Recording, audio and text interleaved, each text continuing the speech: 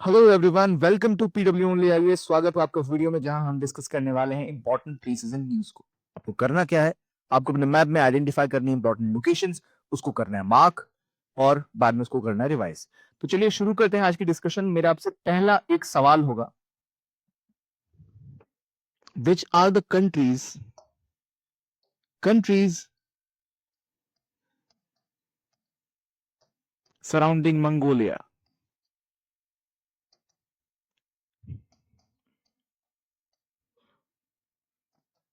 अगर मैं आपसे पूछूं मंगोलिया के आसपास कौन सी कंट्रीज है, तो what can be your answers? Is it A Russia, China, Kazakhstan, या फोर जापान? आप मुझे बताइए इनमें से क्या आंसर होगा। Is it 1 and 2, is it 2 and 3, या 3 और 4? एक सवाल का मुझे जवाब दीजिए, क्योंकि आज हम ये टॉपिक पढ़ने ही वाले हैं। तो मंगोलिया के बारे में हमको ये पता होना चाहिए ओरिजिन कहाँ पर है। और खासतौर पे जब मंगोलिया की बात होती हो तो Mongolia is overall a land lock country, which we all know it's a land lock country. इनके पास समुद्र का रास्ता कहीं से नहीं है। ये इस क्वेश्चन का जवाब कमेंट बॉक्स में दीजिए कि which countries are surrounding Mongolia. ठीक है, चलिए अब आगे बढ़ते हैं आज के डिस्कशन में। पहला टॉपिक हमारा मंगोलिया ही है। तो ये मंगोलिया का मैप है। मंगोलिया न्यूज में क्यों आया है? क्योंकि मंगोलिया में मिला है एक ऐसा रिजर्व जो कि चाइना के लिए बहुत ज्यादा बेनिफिशियल हो सकता है। अगर हम मंगोलिया के मैप को देखें तो Mongolia is really dependent on China in terms of resources, in terms of economy, पूरी तरह से उनके ऊपर निर्भर है।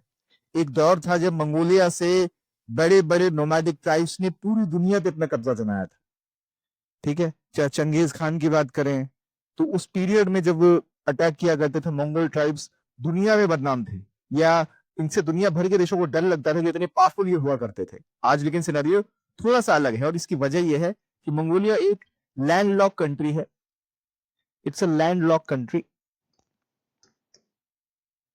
और primarily it has became like a buffer state, जो दो देशों के बीच में फंस के रह चुकी है, दो मेजर पावर्स जो है रशिया और चाइना। इसके बीच में एक बड़ी प्रॉब्लम आती है मंगोलिया को, वो है रिसोर्सेज की। इनके रिसोर्सेज किसको बेचेंगे? तो रशिया ऑलरेडी एक मिनरल रिच रीजन है, तो मेजोरिटी ऑफ जो चीजें इनको बेचनी होती है ये इन्हें मजबूरन चाइना को बेचनी पड़ती है। तो वो चाइना के ऊपर बहुत ज्यादा निर्भर है। तो अपनी निर्भरता घटाने के लिए मंगोलिया एक साल्टन अल्टरनेटिव्स, और वो अल्टरनेटिव की तलाश में वो भारत के करीब भी आए। हमने भी कोशिश की लेकिन वो हो ना सका। तो मंगोलिया में अभी जो चीज मिली है वो है थोरियम के रिजर्व्स। थोरियम के रिजर्व्स अगर आप देखें, यहाँ ऑलरेडी मंगोलिया में कहा जाता है रेडिएशन कुछ ज्यादा ही एबनॉर्मल है। इसकी वजह मानी जाती है कि थोरियम यहाँ पर काफी ज्यादा मात्रा में मिलता है। तो अगर मैं आपको बताऊं मैप, तो रशिया चाइना के बीच में इनका जो बाउंड्री है वो किसी और के साथ टच नहीं हो रही। It's like between these to countries. और जो इनके रिजर्व्स हैं वो रशिया के अलावा चाइना के लिए बहुत महत्वपूर्ण है। रशिया के पास खुद के भी बहुत सारे रिजर्व है, तो उनकी इतनी दिक्कत नहीं है।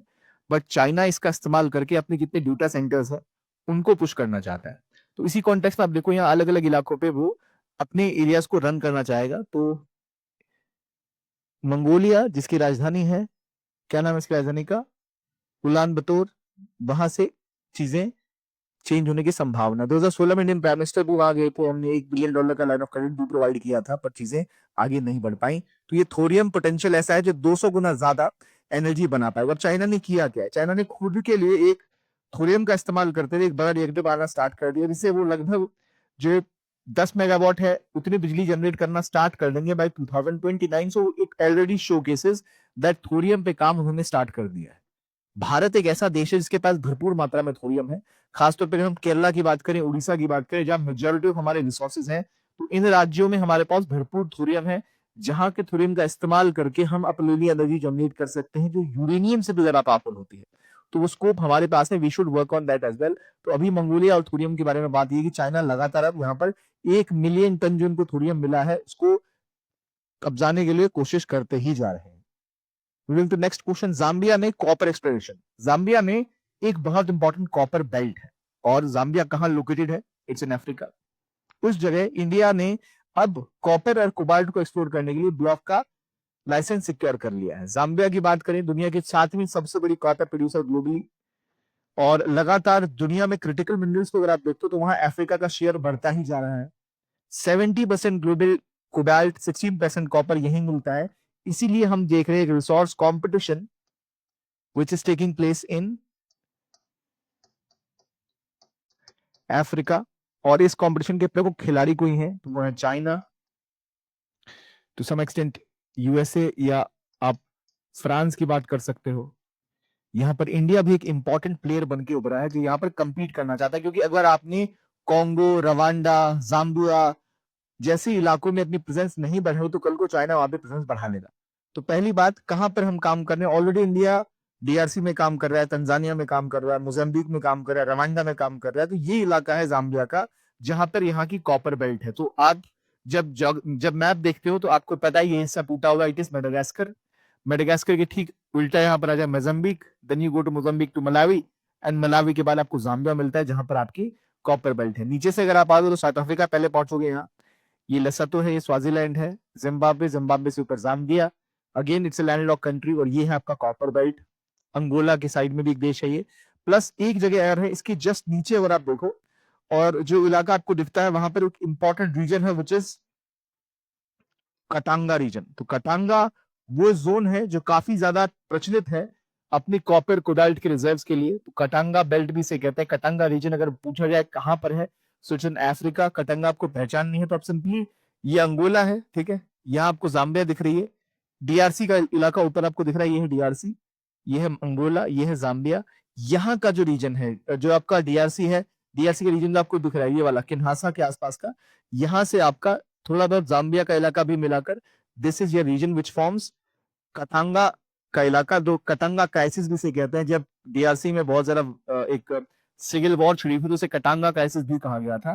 सो if I ask you where is Katanga and relevance of Katanga, तो Katanga region is probably more in DRC, Democratic Republic of Congo plus Zambia. यहाँ पर आपकी कॉपर और मिनरल की बेल्ट है, कॉपर बेल्ट, तो इसी हिसाब से बहुत महत्वपूर्ण हो जाता है ये संसाधन के लिहाज से। इसलिए आजकल यहाँ पर चाइना बहुत बड़ा चक्कर काट रहा है किसी तरह से और रिसोर्सेज को कब्जा उसे मिल जाए।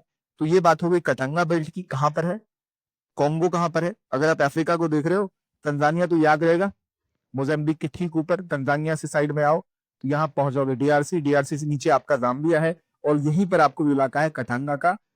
और कटांगा के अलावा आपको पता ही जाम्बिया हमने डिस्कस किया, जहां हम ऑलरेडी कॉपर एक्सप्लोरेशन के ऊपर काम कर रहे हैं, तो कटांगा रीजन इससे जुड़ा हुआ है। तो कटांगा भी यहाँ से आप ध्यान रखिएगा। कटांगा अगर आपसे कभी पूछ लिया जाए तो कटांगा अफ्रीका में है, और जहां पर बहुत सारी क्राइसिस हुई थी कॉन्गो के बाद, सिविल वॉर, यहाँ बहुत बड़ी सिविल वॉर छिड़ी थी जहां कई लोगों की जान गई थी, तो इसलिए बहुत महत्वपूर्ण इलाका है ये, ठीक है। नाउ अफ्रीका लगातार एक रिसोर्स कॉम्पिटिशन का सामना कर रहा है। इसके पीछे वजह क्या है? इसके पीछे यहाँ पर भरे हुए रिसोर्सेस। तो आप देखो, अगर आप निचले इलाके में आओगे तो आपको टाइटेनियम, कॉपर, कोबाल्ट, ये देख रहे हो, डीआरसी को देखो, आप जाम्बिया को देखो, तो यहाँ आपको कॉपर और जिप्सम का एक बहुत बड़ा गढ़ है जहां बहुत मात्रा में कॉपर और जिप्सम मिलता है। तो इस इमेजेस के थ्रू आप पहचान सकते हो कि भाई टाइटेनियम भी यार जो आपको पिंक में दिख रहा है, इवन आपको कोकिंग कोल की बात हो गई, जिप्सम की बात हो गई, गोल्ड की बात हो गई, सब आपको भरपूर मात्रा में दिखता है, which makes it very essential for India. बहुत ज्यादा महत्वपूर्ण बनाता है ये सब भारत के लिए संसाधन के लिहाज से। और यहाँ पर एक रिसोर्स कंपटीशन इसलिए बनता हुआ दिख रहा है अलग अलग देशों के बीच में, to occupy as much minerals as they can, ठीक है। Now moving on to next one. इस स्लाइड में आप देखेंगे तो आपको और क्लियरली दिखेगा कहां कहां पर बाकी कौन कौन से रिजर्व है। जैसे लिथियम की बात करें तो घाना में आपको देखने को मिलेगा, डीआरसी में देखने को मिलेगा। तो डीआरसी में आप देखो तो कॉपर है, कोबाल्ट है, आपके पास मीडियम है, इन सभी लिहाज से डीआरसी और साथ में जाम्बिया जैसे देश बहुत इंपॉर्टेंट हो जाता है। जाम्बिया, यहाँ आप देख रहे हो, जाम्बिया में कॉपर है, जाम्बिया में कोबाल्ट है, जाम्बिया में कॉपर, कोबाल्ट, निकल जैसे आपके रिसोर्सेज देखने को मिलते हैं। निकल, कॉपर, कोबाल्ट जो इसको बहुत महत्वपूर्ण बनाते हैं। लोकेशन याद रखिए कहां पर है जाम्बिया की, काफी सिंपल पहचान यहाँ है। अगर आप इधर से आते हैं मेडागास्कर के उल्टा जाएंगे तो आप पहुंचोगे मोजाम्बिक, ऊपर तंजानिया, तंजानिया क्रॉस करके सीधा आप पहुंच जाओगे जाम्बिया में, ऊपर डीआरसी है। डीआरसी के पास भी लगभग सिमिलर कोबाल्ट, कॉपर और आपको लिथियम के बड़े बड़े रिजर्व आपको यहाँ देखने को मिलते हैं। सो वो एक कोरिलेशन आप इजीली ड्रॉ कर सकते हो। अफ्रीका में मिनरल्स बहुत इंपॉर्टेंट है, कहाँ कहाँ पे कौन से महत्वपूर्ण मिनरल्स हैं तो लोकेशन वाइज, जैसे मैं आपको पहले ही बताया, याद करना है सिंपल, मेडागास्कर को रेफरेंस पॉइंट रखो। मेडागास्कर टूटा हुआ अलग है, उसके ठीक सामने मोजाम्बिक है, मोजाम्बिक के ऊपर तंजानिया है, कोएस्को जाम्बिया, जाम्बिया के ऊपर आ जाए वो तो आपको मिलेगा डीआरसी। तो इस तरह से आप याद कर सकते हो कि कहां पर कौन कौन से देश हैं और किस मिनरल्स कहां पर कौन से मिल रहे हैं। कि इंडिया जाम्बिया के साथ अब संबंध डेवलप करना चाह रहा है ऑलरेडी।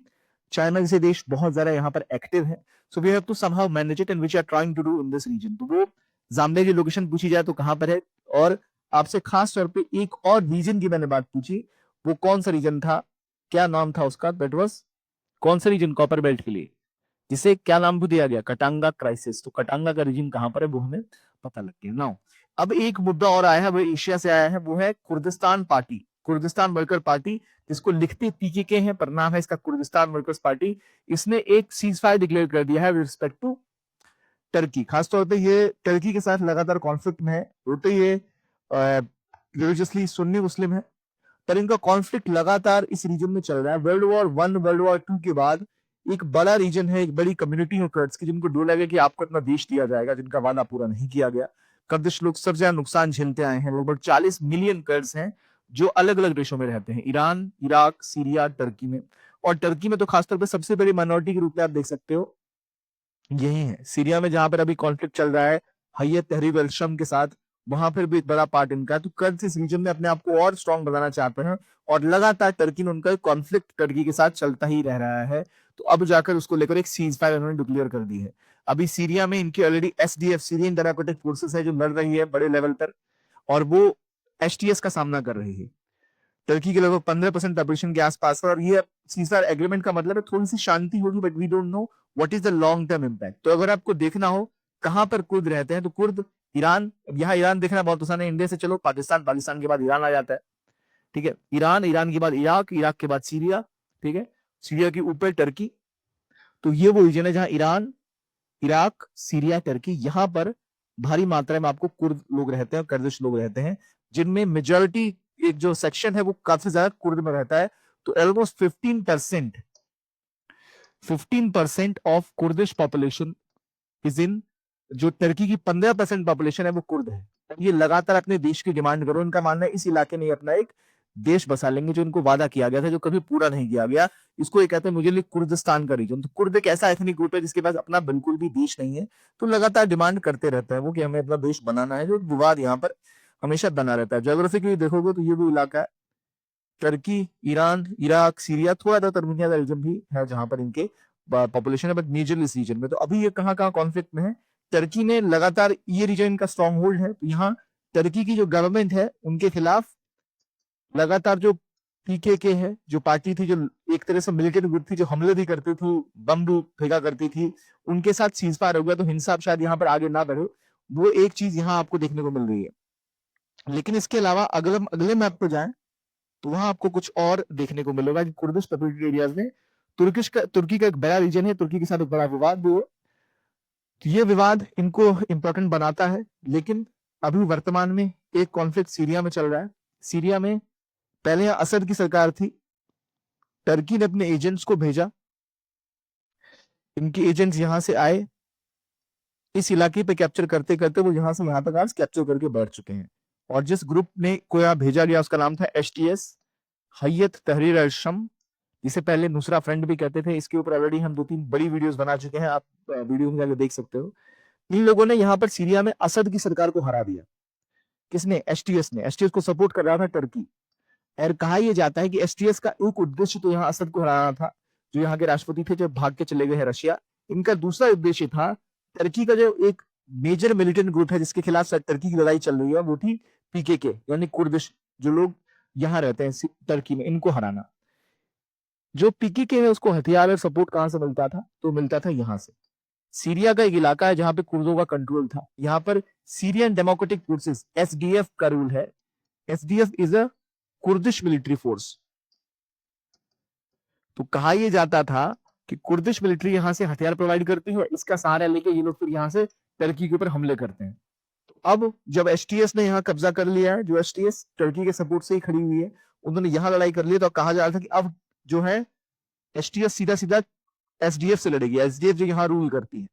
अब शायद इस लड़ाई को रोकने के लिए या चीजों को रिजॉल्व करने के लिए इनके बीच में एक सीज फायर हो गया। तो अब यहाँ थोड़ी शांति आएगी तो हो सकता है HTS-2 अब सीधा सीधा इनके ऊपर हमला ना करे। हालांकि लड़ाई स्टार्ट हो चुकी है हैयत तहरीर अल शम की, जब से उसने सीरिया पे कब्जा किया उसके बाद अगला स्टेप उसने उठाया कि सीरिया का जो इलाका है जहां पर SDF का कंट्रोल है, यानी राका का इलाका जहां पर पहले आईसिस हुआ करती थी, आईसिस को उन्होंने बड़ी तगड़ी तरीके से लड़ के हराया था और वहां पर उन्होंने अपना कब्जा जमाया था। अब लड़ाई ये थी कि इस लड़ाई में इनको हराने के बाद वो कोशिश कर रहे हो कि वो वहां पर एंटर करें और SDF यानी कुर्दों की फोर्सेस को हरा के यहाँ अपना कब्जा जमा ले, क्योंकि यहाँ कुर्दिश पॉपुलेशन रहती है, इनके ऊपर SDF की खुद की इनकी आर्मी है, यहाँ पर कब्जा जमाए हुए है। तो कहा जा रहा है कि उनकी लड़ाई उनके साथ होती होती, और ये लोग डायरेक्टली सपोर्टेड है टर्की और एर्दोगान के द्वारा, जो इनके राष्ट्रपति हैं।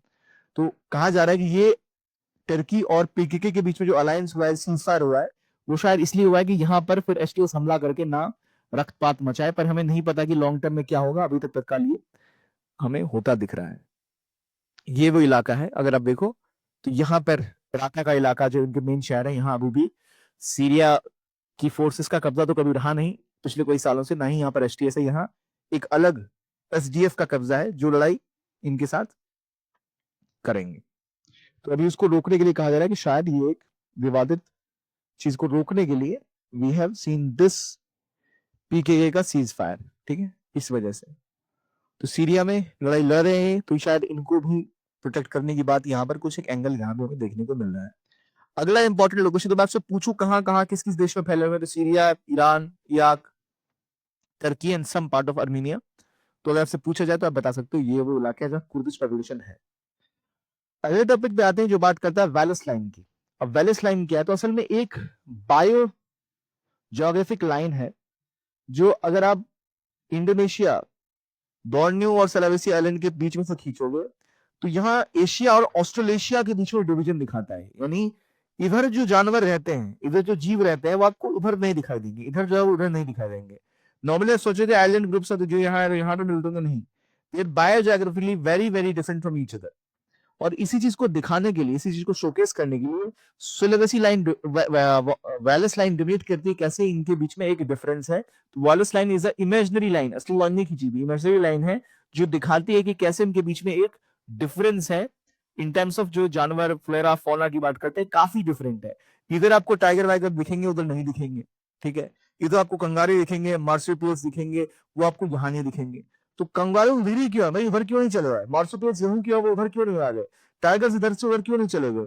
तो वो समझने के लिए कहा जाता है कि शायद यहाँ पर ऐसा है क्लाइमेटिक डिफरेंस जिसकी वजह से जो फ्लोरा फौना इस लाइन के इस तरफ है वो उधर नहीं है, उधर वाली लाइन के इधर डिफरेंस लगातार कंसिस्टेंटली बना हुआ है। तो वैलेस लाइन जो स्पीसीज का कॉम्पोजिशन है उसके बारे में बात करता है, वॉलेस लाइन कहते हैं, जो लगातार डिफरेंस दिखाता है। अभी कहां से गुजरता है, तो जो स्ट्रेट है याद रखिए, मकासर स्ट्रेट, ठीक है, मकासर स्ट्रेट, और मकासर स्ट्रेट की बात करें तो ये जो इलाका है यहाँ आपको मकासर स्ट्रेट आपको दिखेगा। इसको और बेहतर तरीके से देखना है तो यहाँ आपको लॉमरॉक और बाली के बीच का ये लॉमरॉक स्ट्रेट है, सुंदा सुंदा के पास से, यहाँ से आप निकलो तो ये इलाका है जो वॉलेस लाइन कहलाती है। 1863 में देखा था कि डिफरेंस है फ्लोरा फौना का, जिसको उन्होंने दिखाते हुए एक लाइन बनाई, Wallace line, an imaginary line showcasing the cultural flora fauna difference between these two regions. Okay, I hope it's clear to you know क्या है वॉलेस लाइन, ठीक है। चलो अगले टॉपिक पे आते हैं, which is about exercise desert hunt 2025। ये कहाँ हो रही है, any idea? Desert hunt is taking place in special forces की एक्सरसाइज है जो हो रही है जोधपुर में। जोधपुर कहाँ है? बहुत सिंपल, राजस्थान में। ट्राई सर्विसेज है, स्पेशल फोर्सेस भी आ रही है, एयरफोर्स भी आ रही है।